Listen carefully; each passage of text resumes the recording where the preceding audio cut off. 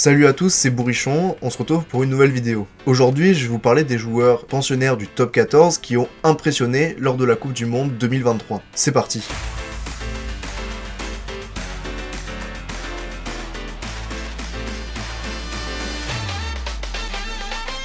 On commence bien évidemment avec les piliers, les bons pilards. Le premier que j'aimerais citer, c'est Luc Tadji, le pilier de l'Aviron Bayonnais, ancien d'Aix-en-Provence. Pour moi, ça a été un des Fidjiens les plus importants du collectif. Il a toujours été dans l'avancée, il a toujours ce style un peu particulier de faire pas mal de passes après contact, pas mal d'offload. Des fois, il en abuse un petit peu, mais il y a pas mal d'actions où finalement, c'était le bon choix à faire. Ça a permis après à un coéquipier d'arriver lancé dans l'intervalle et d'avancer. Solide en mêlée. Je trouve que ça a été le meilleur pilier droit de la Coupe du Monde à égalité avec le deuxième que je vais citer. Ce dernier est donc Ben Tamaifuna. Le pilier donc de l'Union Bordeaux-Bègles a été impressionnant. Capitaine des Tonga en l'absence de Sonatane Takulua lorsque ce dernier était remplaçant, il a tout simplement éteint chacun de ses vis-à-vis. Que ce soit en mêlée, même s'il a un peu reculé contre l'Irlande, mais bon, face au pack monstrueux de l'Irlande, on peut le pardonner, c'est pas grave. Mais franchement, sinon, il a été très bon en mêlée, ce qui est quand même la base pour un pilier, et dans le jeu, il a été inarrêtable. Sa puissance est inégalable et inégalée actuellement sur le circuit mondial. À 31 ans, il est clairement au prime de sa carrière. Cela se traduit notamment par ses 3 essais marqués tout en puissance contre l'Écosse, l'Afrique du Sud. Maintenant, passons au talonneur. Le premier que je vais citer, c'est un Français, c'est Peato Movaka. Ça a été pour moi l'un des meilleurs Français de la Coupe du Monde. Avec son style de jeu caractéristique, c'est-à-dire qu'il court beaucoup, ce qui est de plus en plus le cas pour les talonneurs modernes. Franchement, Peato Movaka, il a été impressionnant, parce que même sur les fondamentaux, ce qui sont la touche et la mêlée, il a été très bon aussi. Pour exemplifier mes propos, j'aimerais vous parler d'une stat, c'est la stat des percées. Il a été donc auteur de 5 percées lors de cette Coupe du Monde, c'est tout simplement le meilleur talonneur à ce niveau-là. Et le gars, c'était pas des petites percées de 5 mètres à chaque fois, j'ai en tête celle contre les Springboks. Franchement, le mec court à 2000 pour un talonneur et il est hyper impressionnant. Il marque aussi contre les Springboks et contre la Nouvelle-Zélande, c'est pas rien. Maintenant, j'aimerais vous parler d'un talonneur d'une équipe qui a, je pense, ému beaucoup de gens. Et beaucoup de gens étaient très contents de leur succès. J'aimerais vous parler de Mike Tadger du Portugal. Alors je pense qu'on était tous hyper contents quand les Portugais ont gagné contre les Fidji. C'était un match de fou. Ça fait plaisir de voir qu'une équipe de Portugal est en train de prendre l'ascendant sur d'autres équipes. Sur des matchs à fort enjeu. Et Mike Tadger, ce jour-là, il a fait une putain de masterclass. On a tous en mémoire son jeu au pied de 50 mètres, et alors qu'il était dans une position qui est pas du tout la sienne, et le mec est hyper décontracté, il te lâche un coup de pied de 50 mètres alors que c'est pas du tout son rôle habituellement. Sur les fondamentaux, la touche portugaise était la meilleure de la phase de poule. Ça prouve bien quand même que Mike Tadger y est pour quelque chose, sachant que c'est le talonneur. Et puis même, souvent dans l'avancée, ça a été un leader exemplaire. Il a parfaitement joué son rôle, et maintenant il va pouvoir partir en retraite bien méritée. Maintenant, j'aimerais vous parler donc du dernier talonneur de cette vidéo, ce sera Seilala Lam. Pour moi, ça a été une des surprises. Je l'attendais pas vraiment à ce niveau-là. Je savais que c'était un très bon joueur de top 14, mais là, en Coupe du Monde, face à des équipes très rugueuses comme le Japon, l'Angleterre ou l'Argentine, il a été souvent à son avantage. À l'instar de Malolo, son remplaçant, les deux ont fait une très bonne Coupe du Monde, mais je vais retenir le premier car il est pensionnaire du top 14. Ça a été pour moi l'un des meilleurs Samoans de cette Coupe du Monde. C'est l'heure de parler des deuxièmes lignes. Le premier que je vais citer est Thibaut Flament. Le joueur du Stade Toulousain est décidément un joueur à part. Aussi solide que coureur, il est pour moi le parfait mélange entre un avant et un 3/4. Parce que le gars, c'est une putain de machine. Il fait 2m04, il doit faire 110-115 barres, et c'est un monstre physique pour l'avoir déjà vu en vrai. Et en plus, il est très présent dans le jeu courant, court beaucoup, il est très à l'aise en touche, et en même temps, il peut te mettre des timbres à tout moment. C'est pour moi un des meilleurs deuxième lignes au monde actuellement. Et depuis le premier mandat Galtier, et notamment en 2021, car c'est à partir de 2021 qu'il a commencé à être en équipe de France, c'est pour moi un des meilleurs joueurs de l'équipe de France. J'aimerais juste lui reprocher peut-être une petite baisse de régime contre les Springboks. Pas bien grave, il a quand même sorti un gros match, mais c'est lui qui est sorti et pas Cameron Wauki, alors qu'on était plutôt habitué à voir Cameron Wauki sortir. Donc là, ça prouve qu'il était un peu en méforme ce jour-là, mais mis à part ça, il a fait vraiment une grosse Coupe du Monde. Le prochain joueur dont je vais parler, c'est Will Rollands. Avant cette Coupe du Monde, je trouvais que c'était un joueur assez banal, assez lambda, c'était pas un foudre de guerre à mes yeux. Maintenant, bon, j'irai pas jusqu'à dire que c'est un des meilleurs deuxième lignes du monde, mais au moins, il a mis vraiment un nom sur ce poste de numéro 4 en équipe du Pays de Galles. Le type a été un des meilleurs défenseurs de la Coupe du Monde. Rien que sur le premier match contre les Fidji, il a fait 27 plaquages. C'est juste énorme. Il en a fait 65 en tout,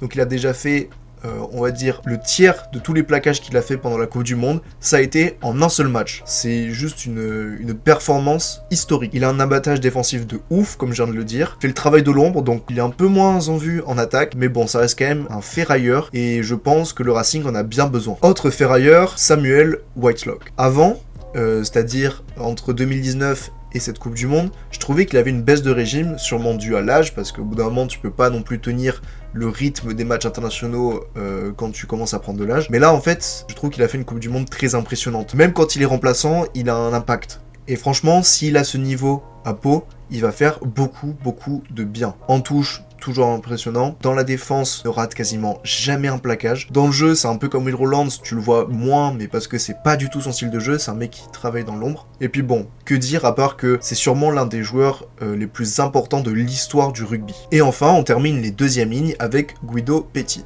Alors, pourquoi je le mets? Parce que déjà, ses performances sur le terrain ont été très bonne, mais surtout qu'il y a un petit historique avec Guido Petit. Il se blesse l'an dernier, donc en septembre 2022, fait aucun match de la saison avec l'Union Bordeaux-Bègles, son club, mais est quand même intégré au groupe qui prépare cette Coupe du Monde. Il revient, il est plutôt remplaçant avec l'Argentine lors des matchs de préparation, et il est sélectionné pour jouer la Coupe du Monde. Au départ, remplaçant contre l'Angleterre, ça a été son seul match remplaçant de cette Coupe du Monde. Il a pris le maillot de numéro 4, il ne l'a pas redonné. En défense, hyper impressionnant, comme Whitelock, c'est vraiment un rock. En attaque, il est toujours disponible, et c'est un profil assez coureur quand même, à l'instar de Thibaut Flamand en équipe de France. Et aussi en touche, c'est le régulateur de la touche, lui qui prend la plupart des ballons argentins. Au final, il est titulaire quasiment toute la Coupe du Monde, à part ce match contre les Anglais, et dommage pour lui, il a perdu la petite finale, j'aurais bien aimé que les Argentins gagnent. On passe maintenant aux troisième ligne, et là je vais vous parler de deux joueurs en même temps. Je vais vous parler de Grégory Aldrit et de Charles Olivon. Les deux Français ont fait une Coupe du Monde vraiment magistrale. Aldrit, pour faire simple, il a été élu 2 fois homme du match sur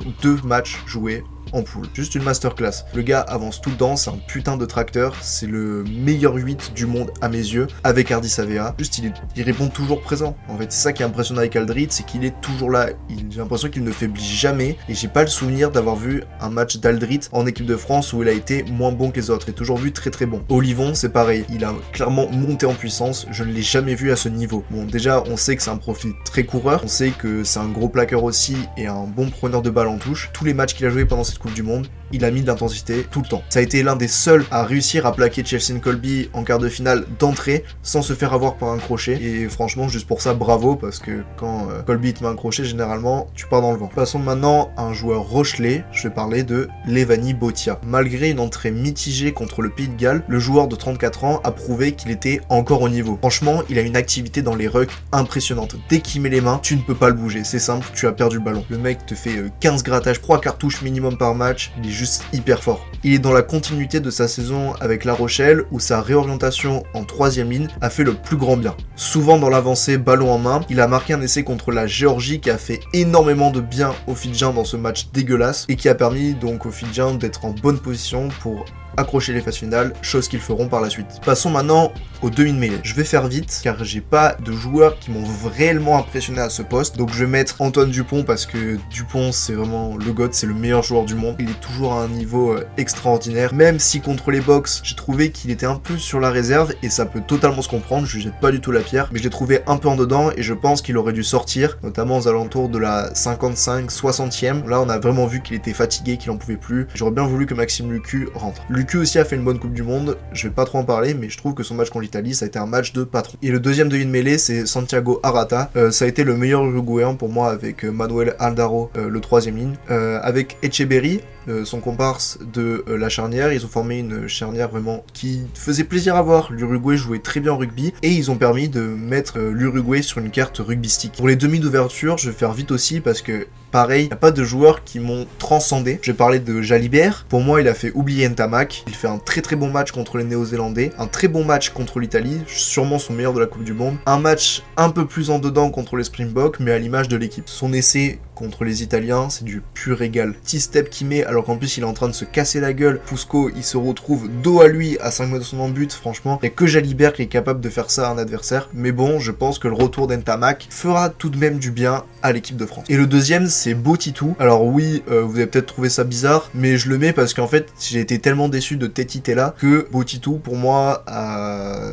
permis aux Fidji de mieux jouer. Les matchs où il rentre en poule et le quart de finale où il est titulaire, c'est clairement les meilleurs matchs des Fidji. Et Botitou, c'est pas un 10 de base, c'est un centre. Et ça se voit parce qu'il aime bien prendre l'intervalle, il aime bien garder le ballon et faire jouer. Même si bon, il a pas non plus fait une Coupe du Monde de dingue. J'ai eu un énorme problème sur mon logiciel de montage, donc je n'avais plus de son sur le reste de la vidéo. Donc je vais vous faire maintenant un petit résumé de ce que j'avais dit. Tout d'abord, en centre, j'avais parlé des 3 Fidjiens, Semir Radradra, Joshua Tuisova et Waisea Naya Salevu, qui ont été énormes. Et j'ai notamment mis en avant le dernier, qui pour moi a fait une Coupe du Monde plus complète que les 2 autres. Au niveau des ailiers, j'ai parlé de Damian Penaud, qui a notamment été le meilleur marqueur français avec 6 essais. J'ai parlé également de Louis Bielbiaré qui, malgré son jeune âge, a fait une grosse Coupe du Monde et qui a pris le maillot de numéro 11 en équipe de France, notamment à Gabin-Villiers. Et enfin, le dernier, c'est Leicester Fainga'anuku, le néo-zélandais qui certes n'était pas titulaire lors de la Coupe du Monde puisque c'était plutôt Marc Telea, mais à chaque fois qu'il a joué, il a marqué, il a notamment 5 essais en tout et il a fait une Coupe du Monde énorme et notamment un quart de finale contre l'Irlande tout à fait remarquable. Pour les arrières, évidemment, je vais parler de Thomas Ramos qui a été le meilleur réalisateur de cette Coupe du Monde et qui, sous les ballons hauts, a été très adroit, chose qui n'est pas le point fort de l'équipe de France. Je ferai une petite mention aussi à Cyrili Makala, qui n'est pas arrière d'habitude, mais qui a joué un match à ce poste contre le Portugal et qui a été plutôt à son avantage, j'ai trouvé. Enfin, le dernier, c'est Nignashvili, donc le Lyonnais, qui pour moi a le potentiel pour devenir un des meilleurs ailiers arrière du monde, tellement il est fort, c'est un des joueurs qui casse le plus de plaquages, et il marque beaucoup, il a une véritable importance dans cette équipe géorgienne, et sans lui, je pense que la Géorgie aurait fait encore pire, c'est-à-dire même pas ce match nul contre le Portugal. Et donc à l'issue de cette vidéo, j'avais dessiné un petit 15, j'avais mis Benta Meifuna en 1, Peato Movaka en 2, Luc Tadji en 3, Thibaut Flamand et Sam Whitelock en 2e ligne, Levani Botia et Charles Olivon pour les flanqueurs, Greg Aldrit en 8, Dupont et Jalibert à la charnière, Tuisova et Waisea au centre, Fainga'anuku et Penaud aux ailes, et enfin Thomas Ramos. En tout cas, cette vidéo est à présent terminée. N'hésitez pas à mettre les joueurs en commentaire qui pour vous ont réalisé une grosse Coupe du Monde ou qui à l'inverse ne méritaient pas d'être dans cette vidéo. N'hésitez pas à vous abonner, activer la cloche et mettre un pouce en l'air, ça m'aiderait grandement. Je vous remercie d'avoir regardé, c'était Bourrichon, ciao ciao.